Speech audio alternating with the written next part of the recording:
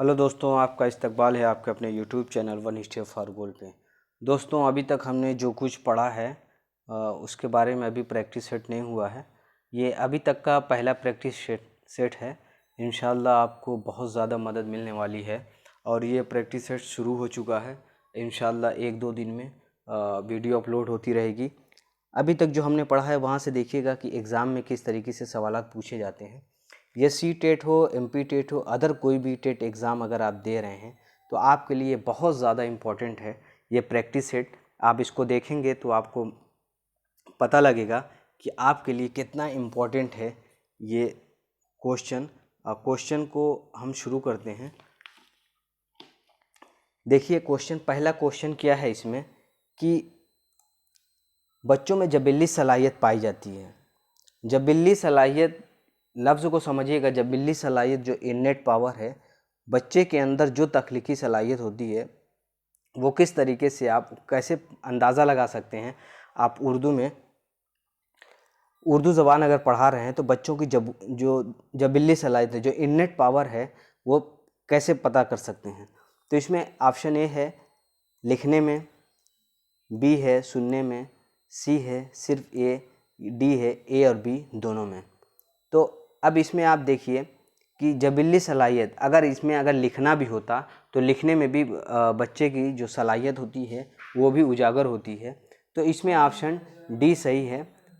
Option D इसमें सही है। ए और बी यानी लिखने और सुनने की सलाहियत, लिखना है, सुनना है, बोलने की भी सलाहियत है। इससे भी इंसान की अगर ये ऑप्शन ना हो, बोलना लिखा हो, तो बोलना भी सही होगा। तो यहाँ पे ऑप्शन डी इसका सही है। अब देखते हैं 2 नंबर क्वेश्चन। तलबा में तकरीरी सलाहियत पैदा करने के लिए ज़रूरी है। तलबा में तकरीरी सलाहियत पैदा करने के लिए क्या ज़रूरी है। ऑप्शन ए है बोलने में महारत पैदा करना, पढ़ने में महारत पैदा करना, लिखने में। ये दोस्तों ये भी डबल हो गया है, लेकिन कोई बात नहीं। आप इसको देखिएगा कि अगर तकरीरी यानी बोलने की सलाहियत पैदा करने के लिए आपको क्या होना चाहिए, बोलने में महारत। अगर बोलने में महारत आपके पास है तो आपके अंदर तकरीरी सलाहियत पैदा की जा सकती है। इससे बच्चों को आप स्कूलों में जो तकरीरी मुकाबले होते हैं वो कराए जाते हैं, जिनसे बोलने की सलाहियत यानी तकरीरी सलाहियत उजागर होती है। ऑप्शन ए इसका बिल्कुल सही है। अब इसमें देखते हैं 3 नंबर क्वेश्चन है। तलबा में तहरीरी सलाहियत के लिए ज़रूरी है। तलबा में तहरीरी सलाहियत के लिए ज़रूरी है लिखने की महारत, बोलने की महारत, सी है सुनने की महारत, डी है पढ़ने की महारत। आप इसका जवाब सोचते रहिए कि इसका जवाब क्या होता है। देखिए तहरीरी सलाहियत का मतलब क्या होता है, लिखने की सलाहियत। तो लिखने की सलाहियत के लिए हमें क्या ज़रूरी है तहरीरी सलाहियत के लिए, तो इसमें लिखने की महारत, यानी ऑप्शन ए इसका बिल्कुल सही है। अब आगे देखते हैं। तलफ़्फ़ुज़ की दुरुस्त अदायगी के लिए ज़रूरी है। ये इसका वीडियो अपलोड है। सौती तरीका लफ्ज़ के दुरुस्त अदायगी के लिए ज़रूरी है। तो वहाँ पे एक सौती तरीका है, उसका वीडियो आप देखिएगा ज़रूर। पूरा सऊदी तरीके के बारे में बताया गया है, जहाँ से चीज़ों को बोल बोल के सिखाया जाता है। तो इसमें इसका ऑप्शन ए सही है, बोलने की महारत। यानी तलफ़्फ़ुज़ की दुरुस्त अदायगी के लिए ज़रूरी है, तो ऑप्शन ए इसका सही है, बोलने की महारत। बाकी देखिए लिखने की महारत में आप इसके तलफ़्फ़ुज़ का अंदाज़ा नहीं लगा सकते हैं। पढ़ने की महारत में भी लगा सकते हैं, लेकिन जो सबसे सही है, दुरुस्त है, जो ज़्यादा इस्तेमाल होता है वो है बोलने की महारत। ठीक है दोस्तों। अब इसमें देखते हैं 5 नंबर, पढ़ना सिखाने का तरीका है। अब पढ़ना सिखाने का तरीका है, इसका भी वीडियो अपलोड है, उसको भी आप एक बार ज़रूर देखिएगा। लिखना, पढ़ना, सुनना, बोलना सिखाने के जो तरीके हैं वो भी बहुत ज़्यादा इम्पॉर्टेंट है। कोई एग्ज़ाम में सवाल यहाँ से पूछे जाते हैं। तो इसमें ऑप्शन ए है तरकीबी तरीका, दूसरा है तहलीली तरीका, तीसरा है इमदादी तरीका, और डी है ए बी दोनों। तो इसमें आप देखिएगा कौन सा ऑप्शन सही हो सकता है। तो इसमें जो है वो डी ऑप्शन सही है। ए और बी यानी तरकीबी और तहलीली दोनों तरीका, यानी ऑप्शन इसका डी सही है।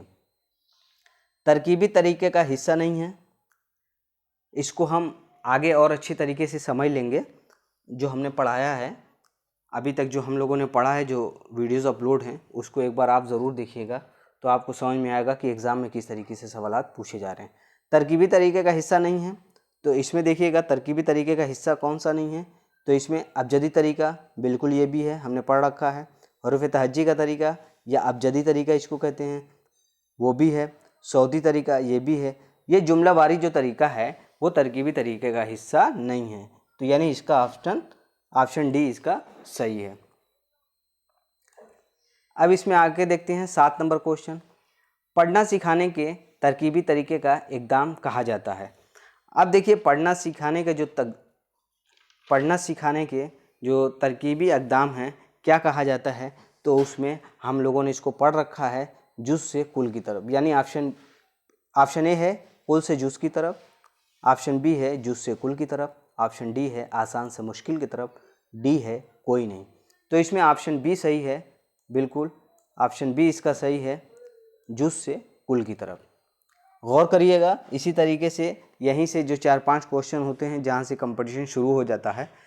आमतौर से 15-18 क्वेश्चन तो सभी कर लेते हैं, तो जो उर्दू पढ़ना जानते हैं, चूँकि इक़्तिबासात से होते हैं और कोई बहुत से आसान होते हैं, लेकिन इसको एक बार आप ज़रूर देखिएगा। अगर आप किसी स्टेट का दे रहे हैं तो वहाँ के लिए ये बहुत ज़्यादा इम्पॉर्टेंट हो जाता है।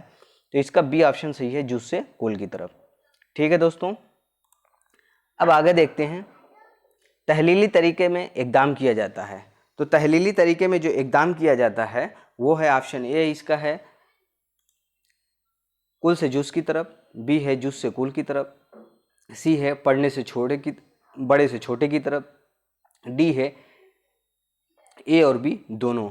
तो इसका ऑप्शन देखिएगा, इसका ऑप्शन कुल से जुज़ की तरफ, यह भी ऑप्शन सही है, और जुज़ से कुल की तरफ यह भी ऑप्शन सही है, यानी इसका डी ऑप्शन सही होता है, ए और बी दोनों। अब आगे देखते हैं 9 नंबर क्वेश्चन। वो तरीक़ा तदरीस जिसमें हुरूफ को आवाज़ से पढ़ाया जाता है उसको क्या कहते हैं। इसको अभी पहले ही क्वेश्चन में बताया कि इसको सौती तरीका कहते हैं, सौत के माने आवाज़ के। तो इसके में देखिए ऑप्शन है लफ्ज़वारी तरीका, बी है सौती तरीका, डी है किस्सेवारी तरीका, डी है अबजदी तरीका। तो इसमें बी ऑप्शन सही है, सौती तरीका, यानी ऑप्शन बी इसका बिल्कुल सही है, सौती तरीका। अब देखते हैं पहले हुरूफ इल्लत किस तरीके से पढ़ाया जाता है।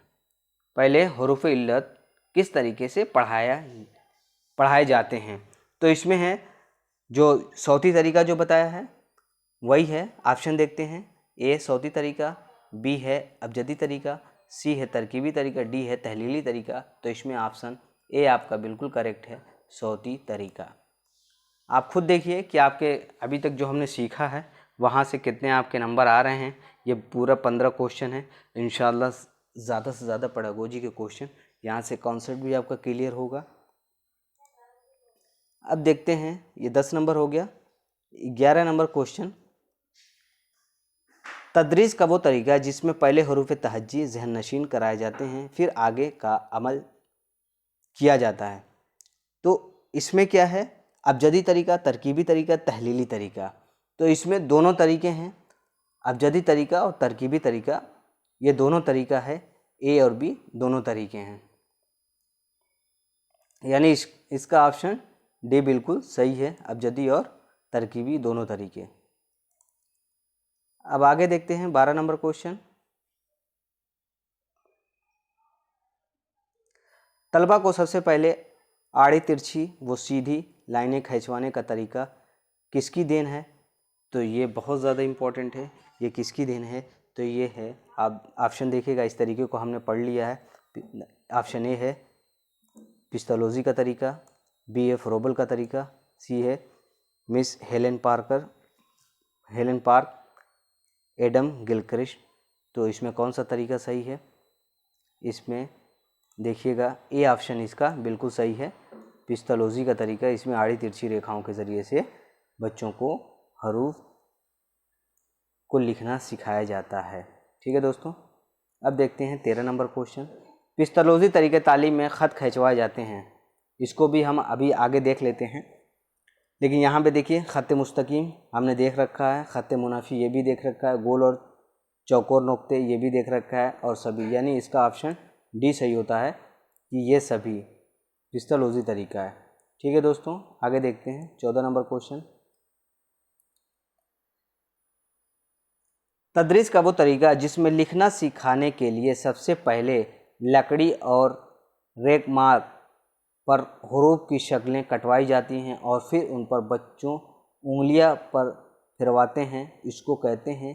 तो इसको कौन सा तरीका है? एक पिस्टोलॉजी का तरीका, वो तो हमने देख लिया है, मारियो मॉन्टेसरी है। बी ये तरीका है, या डाल्टन प्लान है, या किंडरगार्टन है। तो इसमें हम लोगों ने इसको देखा है, ये मारियो मॉन्टेसरी का तरीका है, जो इटली की एक डॉक्टर थी, ये उनका तरीका है। अब आगे देखते हैं 15 नंबर क्वेश्चन। मॉन्टेसरी तरीके तालीम कितने साल के बच्चों के लिए है? तो इसका ऑप्शन देखिएगा, इसमें ए ऑप्शन सही है, 3 से 7 साल के लिए बच्चों के लिए ये तरीका, बिल्कुल 3 से 7 साल के लिए बच्चों के लिए, यानी ऑप्शन ए इसका सही है।